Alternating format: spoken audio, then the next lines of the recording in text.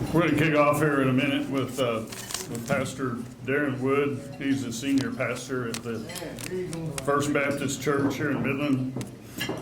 He's been here going on 5 years. 5 years? You might want to log on to First Baptist Church websites. He has a very interesting story. Anyway, if you would come up, Pastor Wood, appreciate it, and want to thank everybody for coming today. Thank you. Appreciate y'all letting a non-land man sneak in the back door and feed me lunch too. Let me pray for us. Thank you, Father, for this food, for the joy of being yours, and thank you, Father God, for your protection over us. We pray for an end to this awful disease. We pray for our nation. Give us wisdom and strength, and thank you, Lord, for the comfort we have in knowing that you never change. We lean into that today, Lord. We love you. It's in Jesus' name. Amen. I just want to go ahead and do something real quick that we started recently, and that's this award that we got going. We wanted to recognize people that volunteer for the community and or the PBLA, or you could say the PBLA and or the community. We started talking about naming the golf tournament after people and all kinds of things, and we settled on a volunteer service award and also a lifetime achievement award, which we actually awarded in October. But we had a vote, and it was a very, very close vote. And I want to go ahead and, what was that again? Okay. Let's see, Joe he's no longer eligible for any awards. And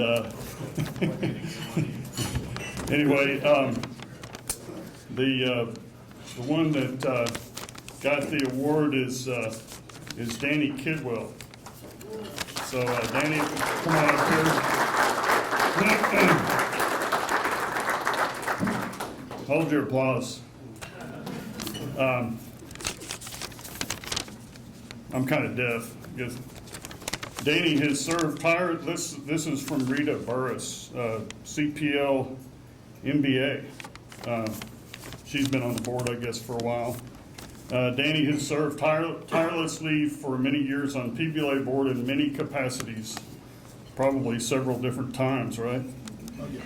As you know, he's a past president as well as an officer in numerous board positions. Danny goes above and beyond to serve and assist in every way he can with the organization, and I'd love to see him recognized for his efforts. So I want to go ahead and give you a gift certificate to the Outback Steakhouse, and congratulations. Did you want to make a comment? I'm just surprised. You're just surprised? Yeah, sorry about that. You look kind of stunned. So, yeah, that's really awesome. You've done so much. And so anyway, so we did that, and I want Doug Buchanan to come on up and talk about the clay shoot and all the volunteering. Doug has actually volunteered for the clay shoot for 6 years, and we're really appreciate all his work. He's taken off, that means, and done this just amazing. So we have just an extremely good program in the clay shoot, and wanted him to just come up and say a few words. Thanks, Doug. Yeah, you bet. Thanks, Tip. Thanks for the kind words. So for the 2020 Volunteer Award for the PBLA, as Tip mentioned, the recount ballots are in, and it was deadlocked with Danny Kidwell and someone else who I want to bring up, Miss DJ Austin. Let's give her a round of applause.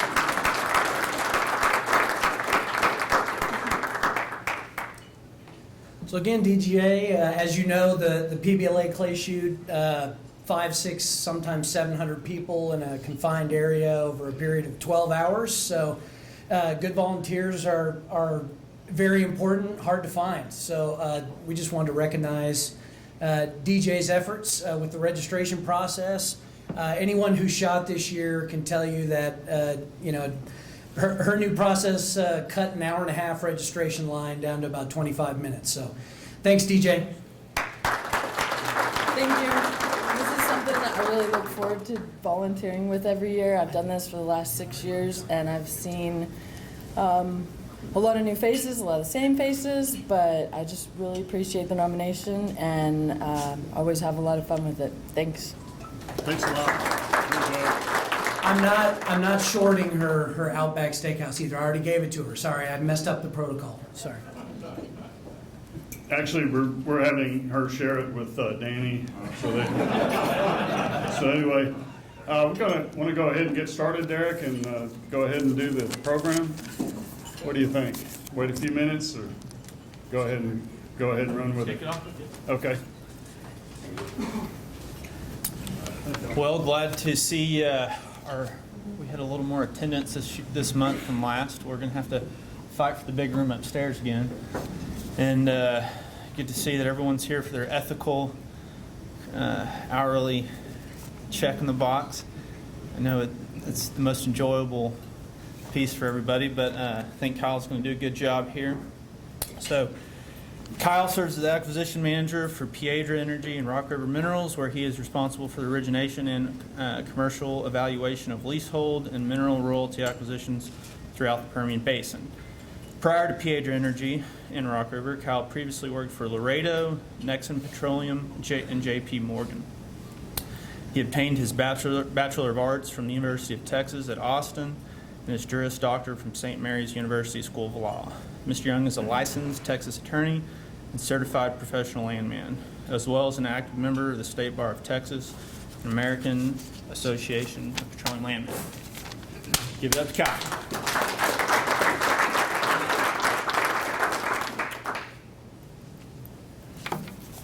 Hi, Derek said, my name is Kyle Young. Wanted to talk a little bit about just some of my background with Piedra and Rock River before we get started. At Piedra, we have approximately 14,000 acres that we operate in Northeast Andrews on university lands that we're currently developing horizontally. The other side of our business at Piedra is Rock River Minerals. That is our mineral and royalty purchasing entity. We buy in the Permian Basin, and we have a primary focus within the Midland Basin historically. When I was first approached by Derek to potentially talk today, really this is the topic that first came to mind was I knew I wanted to do ethics. Whenever I'm doing my continuing legal education or my continuing education for my CPL, I always tend to put ethics kind of on the back burner. And what I found, and I've loved prior ethical discussions and presentations, but it seemed like there was always pretty much a clear-cut answer on whether something's ethical or unethical.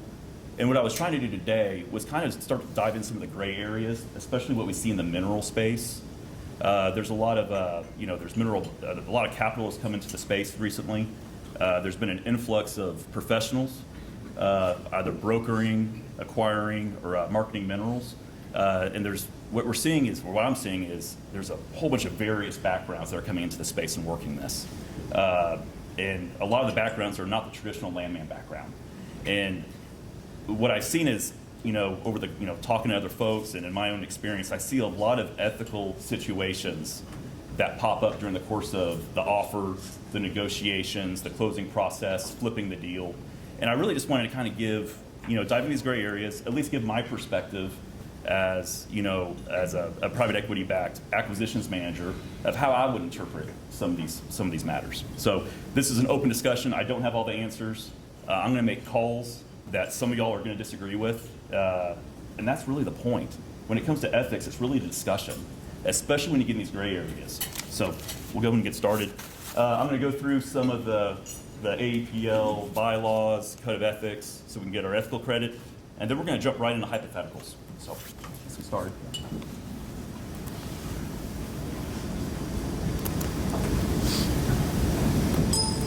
All right. So we already talked about a lot of capitals coming into space. I'm seeing, every week I get phone calls from people I've never met before. And this is, it's an exciting time for the industry. As some of the drilling operations have slowed down, a lot of people are starting to move into this mineral space. One of those reasons is there's not a lot of CapEx, ongoing CapEx. Once you make the acquisition, really your only CapEx for it is G&A and the lease the maintenance of the minerals. One of the most important things is the mineral space is increasingly becoming the primary source of interaction between our industry and the public.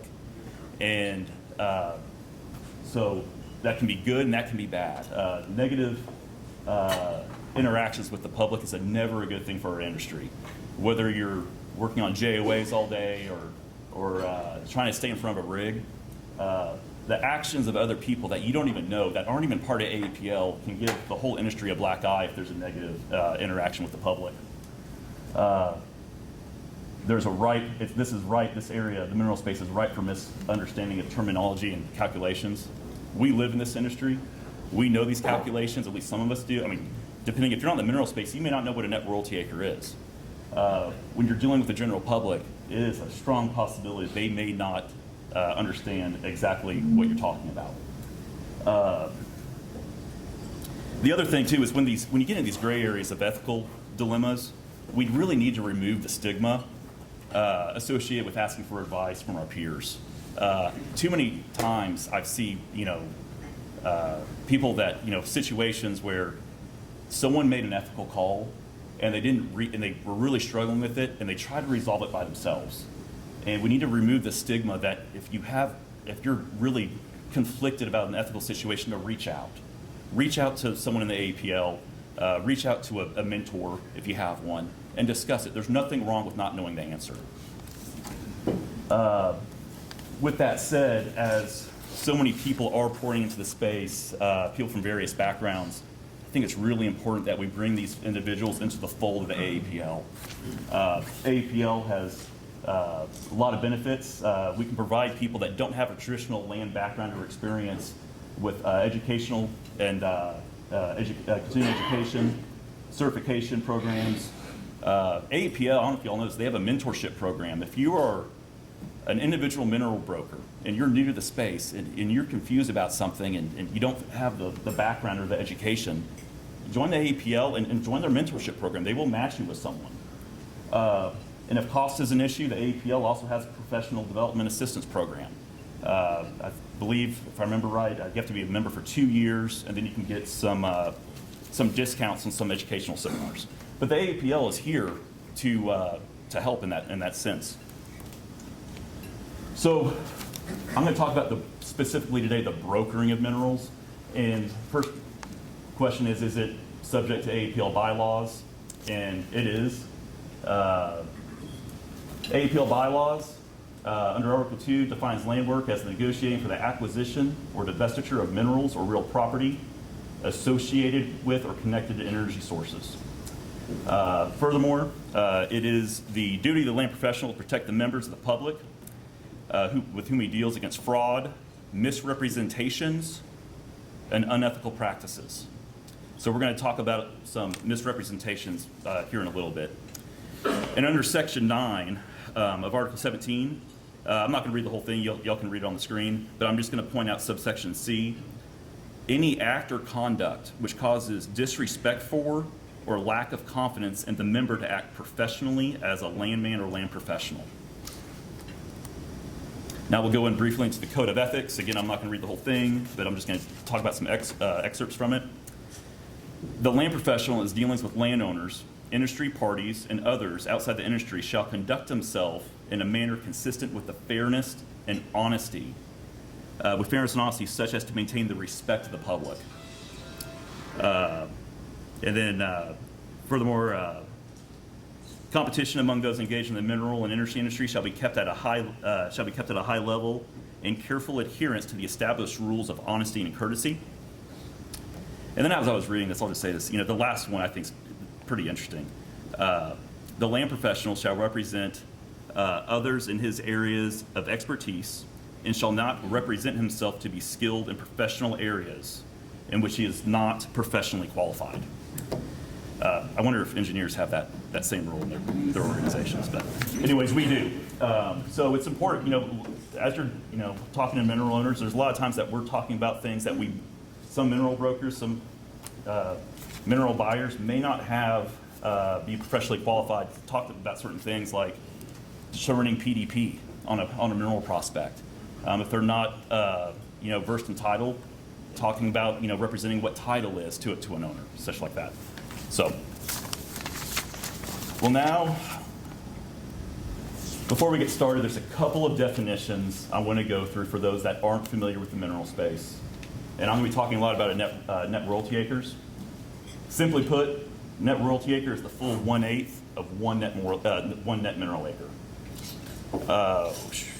For the purpose of this discussion, we're going to calculate net royalty acres as gross acres divided by an 1/8, multiplied by the lease or tract NRI. I know industry has I know Viper has a different definition of net royalty acres. For purpose of this discussion, though, we're just going to stick with this one. As we go through the hypotheticals, it's really not going to make a difference. We will be able to follow along. And second is I'm going to be talking a lot about mineral brokers, and really it comes down to what is a mineral broker. Really, if you're buying minerals, unless you're going to hold them forever, we're all really mineral brokers. Whether you're a publicly traded entity, private equity backed, there's always a market eventually. We don't know if we're going to hold these forever. So the only difference I'm going to say with a mineral broker is the time frame. When I say mineral broker, it's going to be a pretty quick subsequent divestiture of the interest to a third party. Now, mineral brokers do play a really important role for industry. They can be frustrating sometimes, but the benefits that they do add is they play a large role for end buyers to determine what the net royalty acre market value is.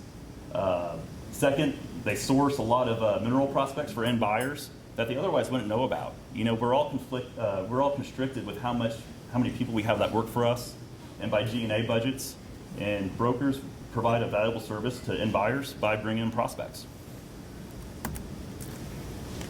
Now we're going to get in. Now that we're done with all the AAPL stuff and the definitions, we're going to start moving into the offer. And unsolicited mineral offers are often the layperson's first interaction with the industry. As generations move on and things pass through probate, a lot of these folks this is the first interaction with someone from the oil and gas industry. It's important to put your best foot forward. There's great potential for misunderstanding of industry terms and calculations, which could lead to misrepresentations and confusion. And I'm going to go through those next. When it comes to legal descriptions, I'm kind of preaching to the choir here, I know, but we need a clear and correct description of the tracts necessary to prevent ambiguity. We need to be careful when we're talking about net mineral acre versus net royalty acre. Simply put, the big difference really with the net royalty acre is that it's taking into account the negotiated oil and gas paper lease royalty rate. That's important because it gives us our NRI, which is needed to financially model future cash flows on a particular tract. We even have net royalty acre versus net royalty acre. As I mentioned, the industry has different definitions. My recommendation to avoid ambiguity is to explicitly state this consideration of the offer in a dollar amount. I think it's a much easier way to move forward, and it prevents confusion. The last one is double counting of net royalty acres. I see this quite a bit, especially with people that don't have a lot of experience in this space that are new to it. For an example, a railroad commission lease tax roll contains multiple net NRI rows for an interest due to debt severance. Or it can be a variation of working interest in wells on a lease. And it's really imperative if you're in the mineral buying space or a mineral broker, to really know the field rules. These are changing. I think the field rules are something that too often go unnoticed and are ignored, and they can make a tremendous difference on your offer and your net royalty calculations. There's recently been some amendments to statewide Rule 40 on UFT fields. This is the regulatory aspect of the business is constantly evolving to meet the times, especially with horizontal drilling. and it's something that people really need, in this space, really need to keep on top of because things change. So I'll go through a couple examples of double counting of acres. Now, I know it's on the board, on the screen. I'm gonna read it aloud for those in the back in case you can't see it. Resilient operating permits a horizontal allocation well traversing the east half of sections 3 and 10. This horizontal well is required to HBP the east half of section 3 before the primary term expires. We're gonna assume there's no other production on the tract. Ms. Seller owns an undivided 5% net revenue interest in only the east half of 3, which comes out to 128 net royalty acres. And I have my math below it. ABC Minerals wants to offer on Mr. Seller's interest. When ABC reviews the permit, they see it reflects 960 gross acres, being the east half of 3 and all of section 10. ABC Minerals sends an offer to Ms. Seller inquiring if she would be interested in selling her 384 net royalty acres. This is an example of when, with the advent of allocation wells, when you're doing a permit, allocation well is going to take into account the entirety of any regulatory lease that horizontal well traverses. So for purposes of your offer on the east half of section 3, if you use 960, you are tripling the amount of net royalty acres. That is a misrepresentation, and that can lead to mass confusion on behalf of the seller that's not familiar with allocation wells or net royalty acres. Next, we're going to talk about multiple regulatory fields. Give an example on that. Ms. Seller owns an undivided 1% NRI in a section operated by Resilient, which comes out to 51.2 net royalty acres. The tract is HBP by 4 vertical wells. Each vertical well has different working interest owners, and each is producing from both the Sprayberry Trend and the Sprayberry Trend Deep field, the Rule 40 exclusion field. Since Resilient has different working interest owners in each of their wells, there are 4 tax roll entries covering the 2 respective Railroad Commission leases on the tract. ABC Minerals submits an offer to Mr. Seller seeking to acquire her 409.6 net royalty acres. ABC treated each line item for Ms. Seller in the tax rolls as separate leases for purposes of the calculations. I've seen this before as well. There's a tendency in the mineral space when you're submitting offers to do it to cover a very wide area very quickly. And tax rolls are used often to formulate the tax rolls. But you can't just take a look at the tax rolls for an individual and offer on it. You have to be looking at these if there's multiple entries. And also if there's multiple fields that tract is producing. It can lead to double counting of net royalty acres. It can be very confusing to explain that to a layperson. So now we're going to go into more just hypotheticals where we can have discussion. Feel free to shout out after I give my opinion. Raise your hand if you want to talk. I'll ask how many, if y'all agree or disagree with me on each of these. And you can just simply raise your hand or shout out. First, representation by counsel. I've seen this quite a bit. Mr. Seller received an offer from ABC Minerals for his NPRI in Whiteacre. Since Mr. Seller is unfamiliar with oil and gas, he notifies ABC that he retained counsel to handle the matter on his behalf. Mr. Seller's attorney informs ABC he received a higher offer from an industry competitor. ABC Minerals circles up and they decided to increase their initial offer and contact Mr. Seller to inform him of the good news. Was it unethical for ABC Minerals to contact Mr. Seller directly? Yes, in my opinion, it is absolutely unethical. When an individual retains counsel, you stop communicating with that individual. You go through counsel. Too often, I think, people see the retainment of counsel as an obstacle, and it's not. That person is that individual made a decision that he didn't lack the knowledge or he wanted someone else to assist him in the process. I have never had a situation where I'm dealing with an attorney that was negative, really. If anything, they're there to represent the best interests of their client. And if everything is on the up and up on your end, they are going to help fast track this deal if everything's looking good. So that's one of the things I see quite a bit. It's very tempting when an attorney does not get back to you in your time frame to contact someone. But these attorneys, they're very, very busy. They will call you back. And it's not on the slide deck, but let's say Mr. Seller contacted ABC Minerals after he retained counsel. How would you handle that situation? In my personal experience, I would probably recommend that we schedule a conference call with the attorney and Mr. Seller. But immediately after I get off the phone with Mr. Seller, I am writing an email to the attorney to inform him that his client reached out to me. They will appreciate that. They need to know that. It's one of the things that you will get off on the wrong foot with the attorney if he finds out that you are communicating with his client without his knowledge. There's also a possibility to contact the attorney and simply ask, is it okay to speak to his client? But it's that professional courtesy that attorneys would like to see from mineral brokers, mineral buyers. Next, we're going to talk about capacity. ABC Minerals sends an offer. Oh, does anyone disagree with the representation by counsel? What's the consequences? If you contacted Mr. Seller, tell him ABC contacted Mr. Seller directly, is there some kind of consequences there? Well, if you're a member of the AEPL, yeah, you can be brought from the ethics committee on that. You're supposed to, I can go through here, and we can actually take a look at the Code of Ethical Conduct real quick and find it.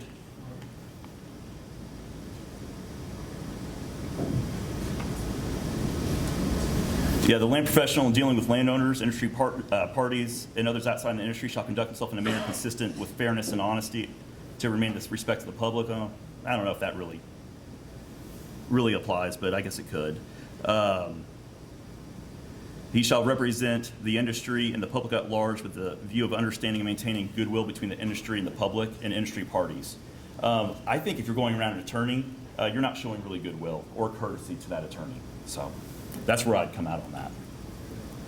Not if you're an attorney land, man, you're going to be in trouble with the state law. Yes, sir. Yeah, and that's a good point. For the purpose of this discussion, I'm really just talking about the AEPL, but absolutely, Not like you. Right, exactly, and it's a sensitive area. So whenever I'm talking to a client, or I'm sorry, to a mineral owner, and they retain counsel, I try to get off the phone, say you need to talk to your attorney. I don't feel comfortable. If you'd like, you can talk to your attorney if you want to have a conference call with me.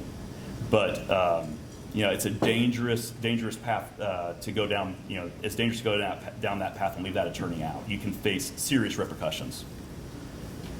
Capacity. ABC Minerals sends an offer letter to Mr. Seller for his mineral interest in Blue Acre.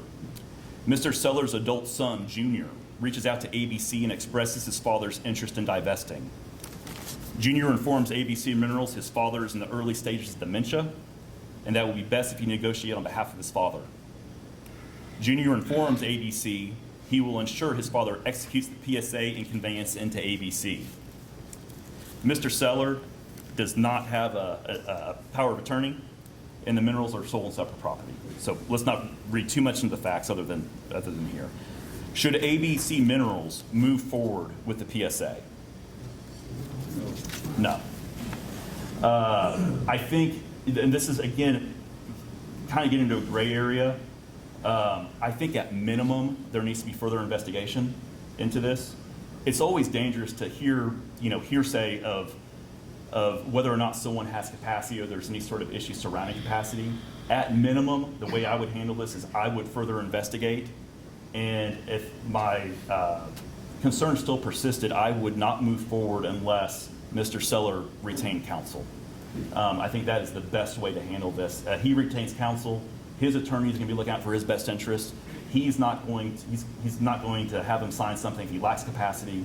But this is an example of bringing it, sometimes recommending that someone is represented by counsel can actually help resolve these issues for you. So. Kyle, Yeah. once someone does retain counsel, what do you think about when you're corresponding with counsel to copying the mineral owner? I personally don't do that. I personally like to have the attorney decide what communications go to his client. really, he is, in my opinion, I think he's in charge of the interactions with the client. The client hired him to represent them, and he's handling the matter. I like to leave that up to the attorney personally. Anyone else disagree or have thoughts? Tell them that they need to get power of attorney or? That's another route. But there has to be something filed in the public records. You can't just say, hey, I'm going to, for me, if someone says, hey, I'm going to get power, if Junior says, I'm going to get power of attorney, or I'm going to, seek to be guardian, I need to see something. I need to see an actual, something in the records to make that official. What about if son acquires power of attorney from his father in that case? And his father is not necessarily Compass Meadows. I think if Junior has power of attorney over the father, there's no issue. As long as the power of attorney expressly states that he has the capability to execute contracts that end up best on his father's behalf. I don't think there's an issue there. But in this instance, there's no power of attorney whatsoever. So, and it's not a joint tenancy or anything like that. So, Not only is there no power of attorney, but by the time he signed one, you're on notice that he's got dementia. great point. And Yeah. For whatever it's worth, I don't know about Texas, but I know if you do this in Oklahoma, you basically gave them a bunch of money, and if they get a better offer, they can back out the deal you made. Sure. If forget ethics, it's bad business. Right. Yeah. No, if you don't have, capacity, of course, can affect the validity of any sort of contract. So yeah, that's a perfect example of if you're aware of something and it could come back and bite you. I saw this happen. The way it resolved was they set the lease aside and they got to do the next. Yep. And look, this is hard. There's a lot of times where, and I'll go through another example. Actually, we'll jump into the next one. Real quick. Does ABC Minerals have an ethical duty? Okay, ABC Minerals now moves forward with PSA execution. They don't have an issue with it. They made the call. They're good with it. But prior to closing with Mr. Seller, ABC places the subject mineral interest under a subsequent PSA with, I'm going to call it PubCo, a publicly traded mineral company. Does ABC Minerals have an ethical duty to inform PubCo of their communications with Junior? Absolutely, yes. This is a material fact that can affect the validity of the contract. When PubCo is reviewing this, they want to know every single thing that could affect the title and the validity of this contract. They are not working with ABC Minerals for ABC Minerals to make that call on their behalf. These are things that if you bring it up with the subsequent, if you're going to flip a deal, you're going to bring it up with the subsequent purchaser. If you bring it up timely, they can help you resolve this. They don't want, I can tell you as, someone that I'll call myself our company an end buyer, I want to know everything about the prospect.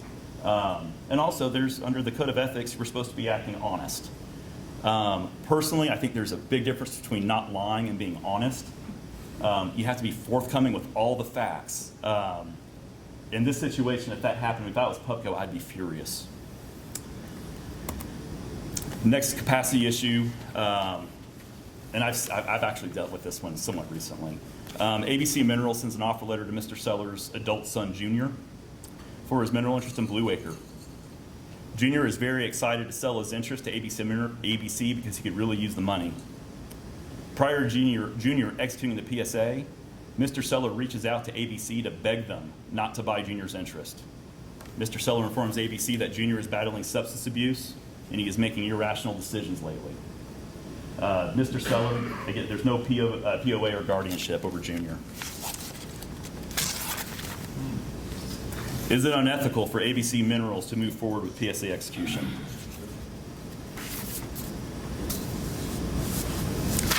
Right here, my call is it unethical? I don't think it is. I don't think it is at all. It's difficult to ascertain the real situation over the phone. If there's nothing in the public records and your interactions with juniors don't raise any red flags, then I think you're good to move forward. If there's any sort of red flags during your communications, I would ask Junior to represent counsel. To retain counsel. Yeah. What sort of red flags? Red flags, during communication, if you can, a lot of it is a lot of this is subjective, is the hard thing. But if you're talking to someone and you can just tell that they're not in the right place, or they're not understanding the terms or the calculations, or they're acting erratically over the phone, I think if you ever have any sort of indication that someone is lacking the capacity to enter into a contract, you have to stop. You have to investigate further. And then, like I said, I would ask them to retain counsel. Anyone disagree with me? Does anyone think that it's unethical for ABC to move forward PSA execution? Okay. All right. This is one I've seen as well. Now, when you're negotiating the representations that you make to the mineral owner, we can offer up to $20,000 per net mineral acre. Ms. Seller owns 100 net royalty acres in Blue Acre, leased at an eighth. She contacted ABC Minerals about their offer, saying they can offer up to $20,000 per net mineral acre. Ms. Seller was relieved to see ABC's offer because she was about to sign with XYZ Royalties for 15,000 net royalty acre. Ms. Seller wants to transact with ABC because she believes their offer is higher. Since the mineral interest is subject to a 1/8 oil and gas lease royalty, ABC is only willing to pay, would only be willing to pay $10,000 per net royalty acre. Does ABC Minerals have an ethical obligation to inform Ms. Seller that ABC's offer does not result in a higher purchase price? That's hopefully everyone says yes to that. The land professional shall conduct himself in a manner consistent with fairness and honesty in order to maintain the respect of the public. That's a perfect example of that. That's a misunderstanding. It needs to be communicated to her and resolve any sort of confusion. The next one is, and again, I would advise Ms. Seller to retain an attorney or financial consultant, some sort of fiduciary if the confusion persists. It's really hard to explain some of these things over the telephone. So, having to retain counsel or another fiduciary to explain it is what I would recommend. Next is Mr. Seller's mailbox is overflowing with offer letters from ABC Minerals. Mr. Seller, on several prior occasions, requested that ABC Minerals stop sending him mail. He will never sell. Does ABC Minerals have an ethical obligation to abide by Mr. Seller's request? I struggle with this one. I don't know if it's necessarily unethical. Now, as an industry, we really need to try to have our best foot forward with the public and do everything you can to remove them from the list. We really don't want to be upsetting people. I'm sure many of you are mineral owners. Your mailbox just gets chock full of mail that goes right in the trash. It starts to tick off a lot of people. So we really need to try to accommodate any such request. Do I think you're going to, if you brought it in front of the ethics committee of AEPL, would you get any sort of, sanction? I would find it hard to believe. But, this is something that I see quite a bit. And we get, I know a lot of folks don't want to sell their minerals, and they're tired of all the unsolicited mailers. Next, representations with non-industry. ABC Minerals is negotiating with Mr. Seller for his mineral interest in Blackacre. Mr. Seller is excited yet skeptical of ABC's offer, as it's higher than any previously received. Mr. Seller is assured by ABC that they have the capability to close such an offer. ABC Minerals does not possess the requisite capital to close the transaction, but plans on marketing Blackacre to mineral acquisition entities at a higher price than that presented to Mr. Seller in order to fund the transaction and take a commission. Is it a misrepresentation for a mineral broker to represent they have the capability to close when they do not possess the requisite capital at the time of their offer? Yes, I see this quite a bit. I'm sure many of you, if you're in the mineral space, also see it. This is something that, as a proud member of APL and landman, and I love this industry, that is something that I have a pretty big problem with. I think there's an expectation, obviously reasonable expectation by Mr. Seller to think that anyone that's bidding on this has the capability to close. Once you start going down this path and you don't possess that requisite capital and you make an offer and you don't make it contingent upon final price approval, board approval, something like that, you're kind of going down the path of detrimental reliance here. And it doesn't represent the industry very well, and it's something that needs to be avoided, in my opinion. Again, I'm saying this from the side of someone that purchases minerals kind of as an indefinite buyer, holding it indefinitely. Does anyone else, this is something that I can see, if you're on the other side of the table, you may see this differently. Does anyone disagree with that? Okay, good. Again, I know I'm preaching to the choir. The Permian, the PBLA is probably the center of the mineral space as far as landmen go, and I know I'm preaching to the choir, but these issues happen day in, day out. Next, Ms. Seller's mailbox, again, is full of unsolicited mailers from several companies. She likes the officers submitted by ABC, both in terms of their price and the representation that they would be the end buyer. Ms. Seller informs ABC she is not interested in transacting with an entity that flips the deal to a subsequent purchaser at a higher price than she just transacted. In reality, ABC Minerals began making the teaser they want to send to Pubco, detailing her interest as soon as her name popped up on caller ID. Does ABC Minerals have an ethical obligation to inform Ms. Seller of their plans to flip the deal? I think in this instance, absolutely.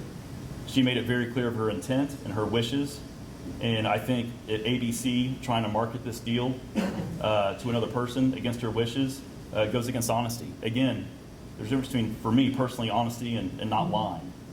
She asked a specific question, and she didn't want to transact with someone else that's going to flip the deal, and ABC Minerals needs to respect that and inform her of their intent. Anyone else see it differently? I thought these were going to be more gray area. Maybe these aren't gray area. All right, the commission. ABC Minerals is negotiating against multiple entities on a 1,200 net royalty acre prospect, which is being sold via a competitive bidding process. ABC Minerals contacts Last Stop Minerals. Last Stop's going to be an end buyer, and informs them they are direct with the seller. The prospect is quite complex and requires significant modeling and title research in order to formulate the offer. But Last Stop invests the time and resources needed into generating an offer of $18,000 net royalty acre to ABC. However, ABC wants to make a $3,000 net royalty commission on this, so they submit an offer of $15,000 a net royalty acre. XYZ swoops in and wins the bid with a $15.5 an acre. ABC Minerals attempted to revise their offer higher, but the prospect is already under PSA with XYZ.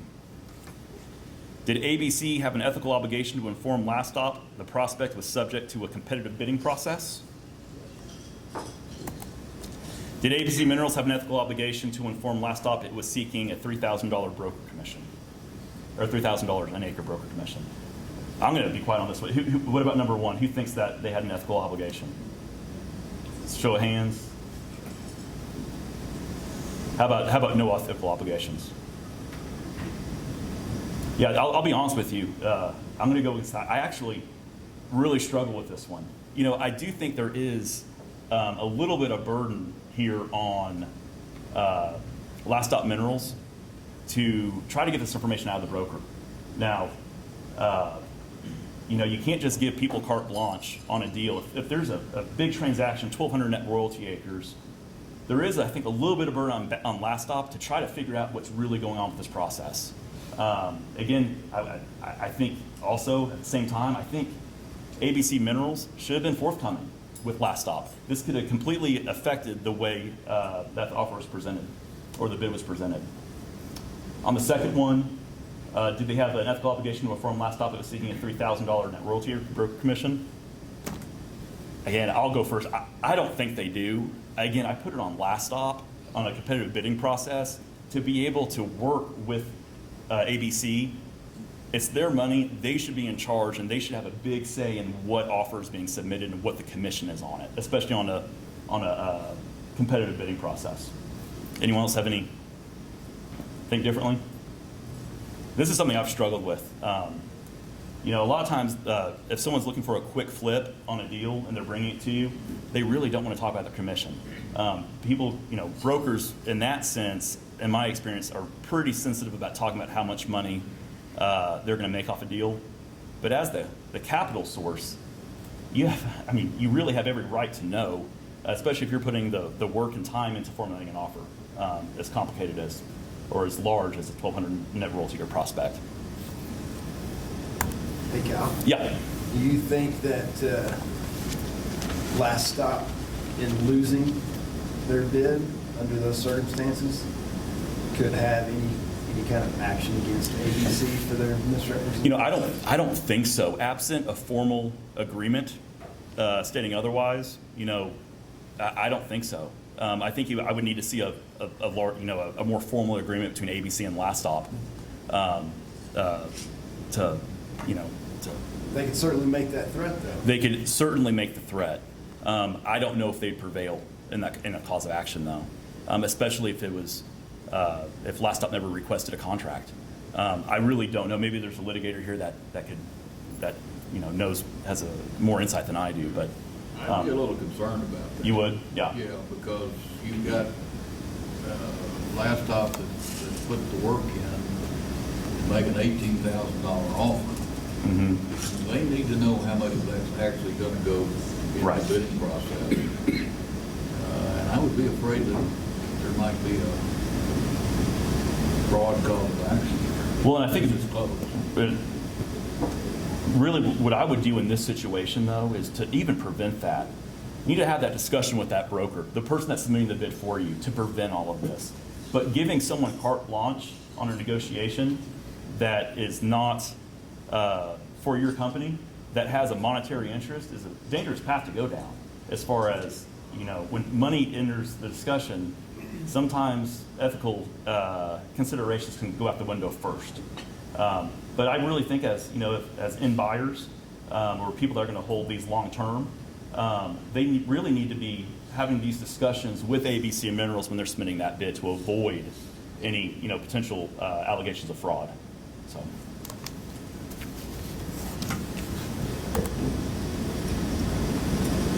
A lot of it would hinge on what duty ABC has to Last Stop, how that duty is construed Right. as their agent or representative. Right. And for this purpose, again, there's no formal agency agreement or anything like that.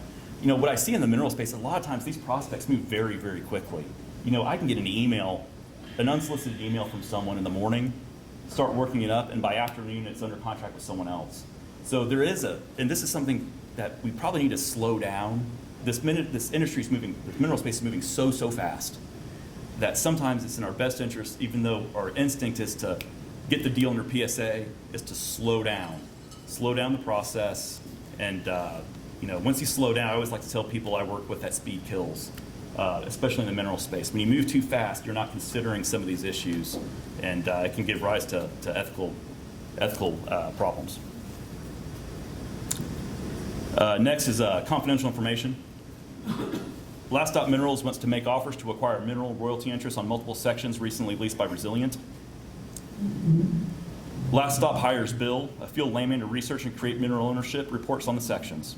After Bill provides the reports to Last Stop, he decides it's time to buy minerals on the side.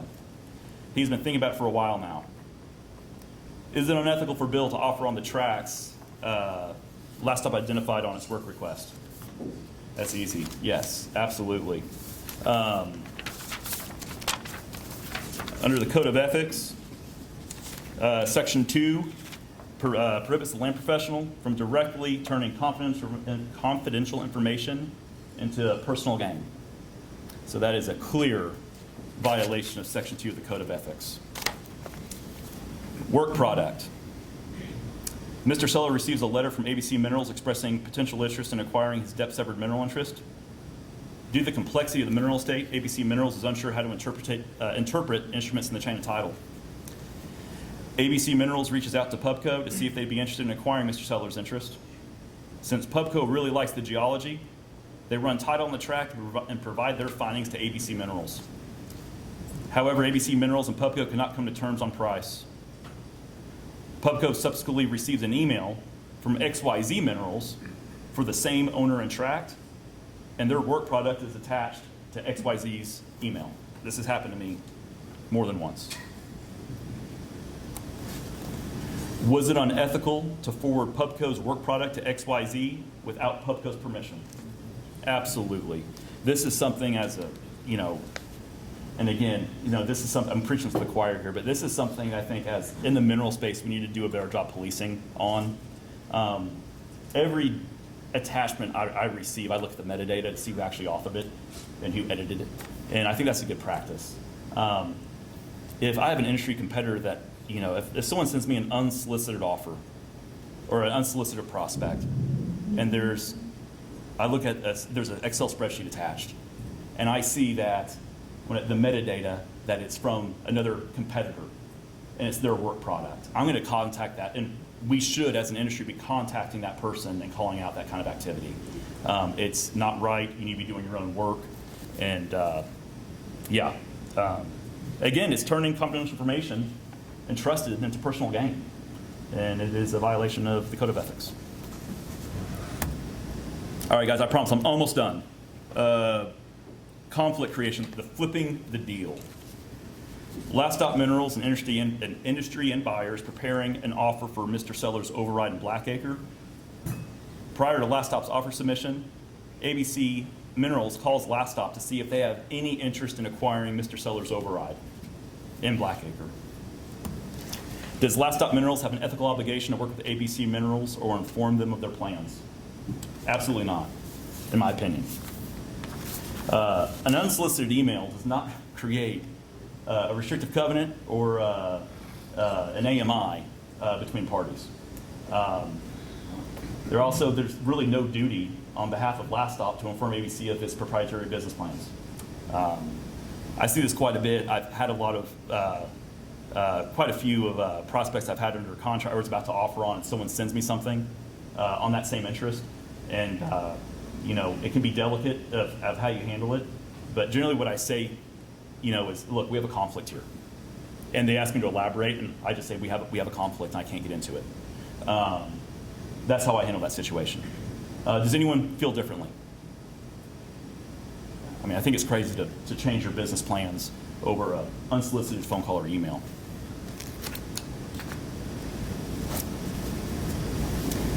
Next, ABC Minerals is talking to Mr. Seller about acquiring his mineral interest. ABC is confident they can negotiate a price with Mr. Seller that will allow them to make a quick flip to Last Stop Minerals at a substantial profit. Last Stop had not been focusing on this part of the basement before, but after reviewing the recent offset results, they decided to make an offer to Mr. Seller themselves.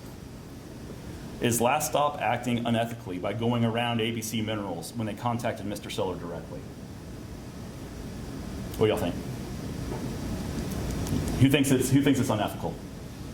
I think it probably depends on the relationship that existed prior to that interaction. Yeah, I think that's a good point. There's a lot of people, a lot of brokers in the space. We tend to work with trusted brokers mainly. Not to say that we won't take on, want to work with, new brokers, but there has to be a rapport, there has to be an understanding. What I would do here if I was ABC is I would try to get some sort of formal agreement with Last Stop of how this situation's handled. Again, the other side of me goes back to brokers need to be careful who they're sending stuff to if they're looking for a quick flip on things. Again, an unsolicited email, phone call does not create an AMI. Got to be careful of who you're dealing with. So that's how I come up, that's how I, feel it. I get a lot of emails, it's really hard as, a guy that's going to, a company that's going to hold this indefinitely to know when someone makes a representation, are you really direct with the seller? Are you really talking to them? If every unsolicited email created a restrictive covenant or an AMI, it would be very difficult to buy anything. So really the purpose of this is to, really be careful of what you send and who you send things to, and have either a formal agreement or a certain level of trust with that other party before you do so. And that's it. In conclusion, like I mentioned, transactions tend to move pretty quick in this mineral space. Every factual scenario is different. We are operating sometimes in a gray area when it comes to ethical dilemmas. And please remember, the mere allegation of professional misconduct can have devastating consequences regardless of what the ethics committee says. If I can tell you personally, to be honest, if someone treated me or my company in an unethical manner, we're going to be the judge, jury, and executioner for that person as so long as they deal with us. They will never work with us. And it's, reputations have a tendency to get around, and it's really imperative I think to slow things down. And by slowing things down, I think brokers can really diminish any sort of potential allegation for professional misconduct. Again, we have to remember mineral buyers and brokers represent the industry at large, like it or not. If you're more of I used to work in the offshore Gulf of Mexico for a Canadian company. I really wasn't aware of the mineral space. But the Barnett shale was going around that time, and there was, back in the height of the Barnett and the leasing activity, there was a lot of complaints of professional misconduct, and that has a tendency to affect the industry as a whole, regardless of where you are, which basin you're in. Here's my contact information. I just want to reiterate, if people are struggling with an ethical issue, instead of internalizing it, it's a lot better to talk it through with someone else. There's going to be no stigma. There should be absolutely no stigma if you need help with the ethical situation. They're not always easy. And feel free to reach out to a mentor, or you can always give me a call and I'll talk to you about it. So, guys, I really appreciate the time. Hope I didn't bore you all. And I'll see you all next luncheon. Thank you.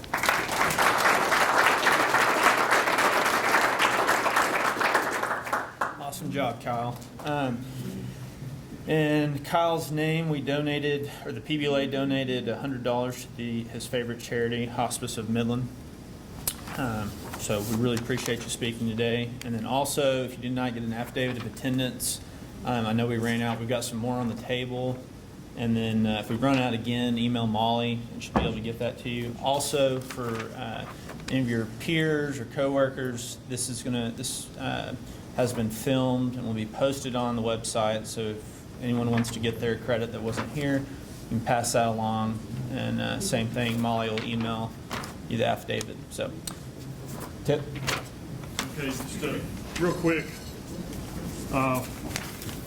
It would be unethical if I didn't recognize Zach Smith and Gareth Brewer for running the clay shoot. And so Zach Smith, I know is here. Raise your hand. I guess I'm okay right now. No, I'm okay on that, right, Kyle? Thanks, Kyle, for coming. That was really good. We appreciate it. Let's see. I want to recognize Stuart McDonald. He's over here, and he's a professor at UTPB and is representing UTPB in their land program.